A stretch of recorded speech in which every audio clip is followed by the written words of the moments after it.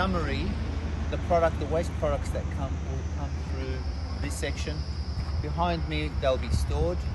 Behind that, those products will actually go into our shredding units. From our shredding units, the products will go via conveyor into our reactor so we can see it as a whole. Once it goes into the reactor, we then process that within a 24-hour period.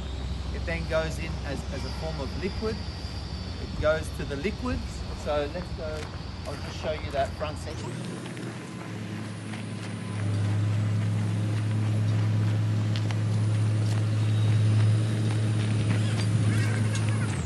So it goes to the solids through the conveyor into the reactors, and then it goes from above into there.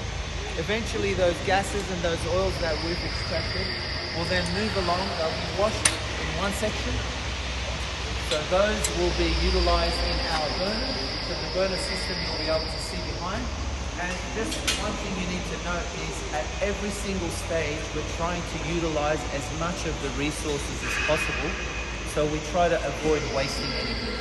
So it continues through going towards our liquids processing, and behind there you'll see that the whole system is all about recovering the maximum resources, and you'll see the pipes above where all of the materials, so both gases and liquids, will be transferred into the liquid distillation unit, come into an actual filtering unit, which then again further cleans what product needs to be done and separates what we need to separate from the diesel to solvents and other impurities that we don't want.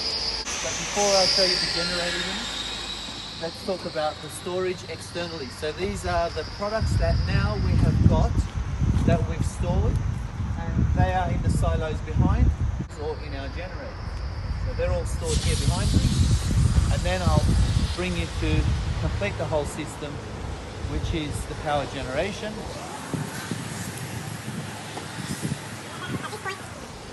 We now can generate the power we want with the fuel that we've stored from the waste that we've collected and recovered as much as we can, and we are now giving electricity back into the grid.